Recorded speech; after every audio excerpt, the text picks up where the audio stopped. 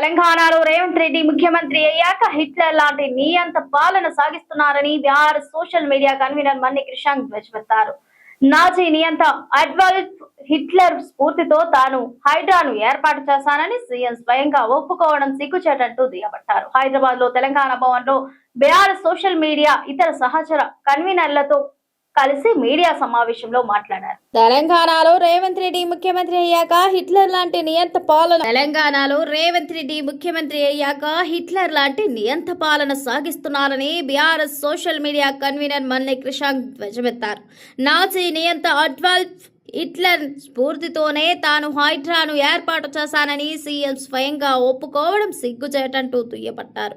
హైదరాబాద్ లో తెలంగాణ భవన్ లో BRS social media ఇతర సహచర కన్వీనర్లతో కలిసి మీడియాతో మాట్లాడారు. ఒక ముఖ్యమంత్రి తనను తాను హిట్లర్ తో పోల్చుకోవడం దేశానికే అవమానకరమంటూ మండిపడ్డారు. తెలంగాణలో రేపు హిట్లర్ విగ్రహాలు పెట్టినా ఆశ్చర్యం పోవాల్సిన అవసరం లేదంటూ ఎద్దేవా చేశారు. సీఎం వ్యాఖ్యలపై తాను పెట్టిన సోషల్ మీడియా పోస్టుకు భయపడి తనపై అక్రమంగా కేసులు పెట్టించారంటూ ఆరోపించారు. కేసు పెట్టిన సమాచారం కూడా తమకు ఇవ్వకుండా ఇబ్బందులు పెట్టాలని చూస్తున్నారంటూ పేర్కొన్నారు. సీఎం అవినీతిని బయటపెట్టినందుకే కక్ష సాధింపు చర్యలకు దిగుతున్నారని మండిపడ్డారు. రాష్ట్రంలో సైబర్ క్రైమ్ విభాగం కాస్త Revanth Reddy cyber damage control బ్యూరోలా మారిపోయిందని ఆరోపించారు. కంటోన్మెంట్ బోర్డు ఎన్నికలు జరపకుండా 3 నామినేట్ సభ్యులను ఎలా నియమించారని ప్రశ్నించారు. వెంటనే ఎన్నికలు జరపాలంటూ డిమాండ్ చేశారు. రాష్ట్రంలో నియంత పాలన సాగిస్తున్న సీఎం రేవంత్ రెడ్డికి కూడా హిట్లర్కు పట్టిన గతే పడుతోందని రేడో మాజీ చైర్మన్ వై సతీష్ రెడ్డి ధ్వజమెత్తారు. మానవత్వం లేకుండా కూల్చివేతలను తన పాలన మొదలు పెట్టారని ఇండ్లు కూల్చడాన్ని కూడా గొప్పగా చెప్పుకుంటున్నారంటూ విమర్శించారు. ఇకనైనా నియంత పోకడలు మానుకోవాలని, లేదంటే ప్రజలు తగిన బుద్ధి చెప్తారంటూ హెచ్చరించారు. ప్రపంచంలో ఏ రాజకీయ నేత కూడా హిట్లర్ను స్ఫూర్తిగా తీసుకున్నానని చెప్పుకోలేదని మరో కన్వీనర్ జగన్మోహన్ రావు గుర్తు చేశారు. నేనే హిట్లర్ వారసుడిని అని సీఎం రేవంత్ రెడ్డి ప్రకటించుకున్న నేపథ్యంలో తెలంగాణ ప్రజలు తీవ్ర ప్రమాదంలో ఉన్నారు. సామాన్య ప్రజలపై తీవ్రవాద చట్టాలను ప్రయోగిస్తూ భయభ్రాంతులకు గురి చేస్తున్నారంటూ విమర్శించారు. రేవంత్ రెడ్డి గారు మాట్లాడుతూ నాజీ నాయకుడు అడాల్ఫ్ హిట్లర్ నాకు స్ఫూర్తి, వారి దగ్గరున్న హంతక బృందం అసాసిన్ టీం స్ఫూర్తితో హైడ్రాను ఏర్పాటు చేసినను. గూగుల్ చేయండి నేను ఏమేమి గూగుల్ చేసినానో.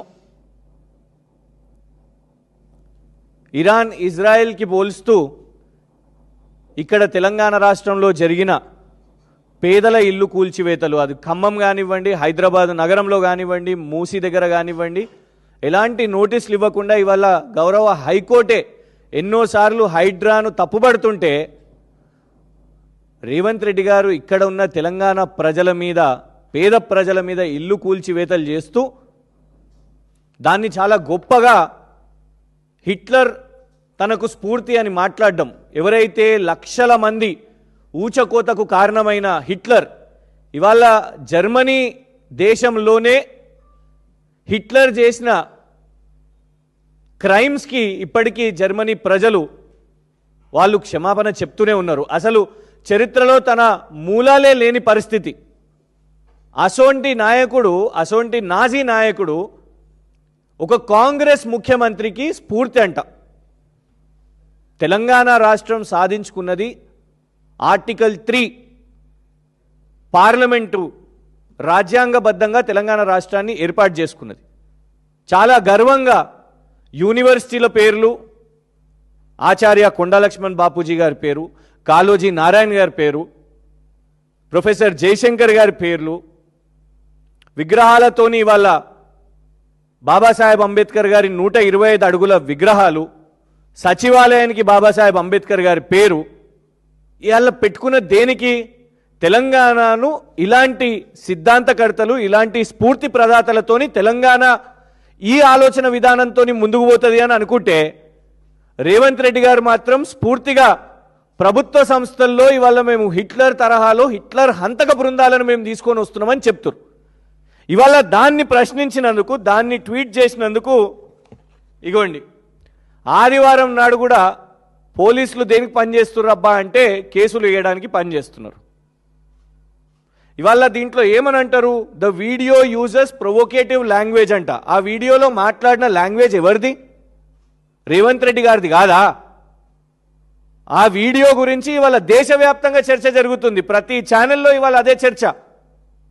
ఆ వీడియోలో మాట్లాడింది రేవంత్ రెడ్డి గారు అయితే మా మీద కేసు వేయడం ఏంది? వేయాల్సింది రేవంత్ రెడ్డి గారి మీద కదా. ఇంకా దారుణం ఏంటంటే దాని మీద సెక్షన్లు, ఇంటెన్షన్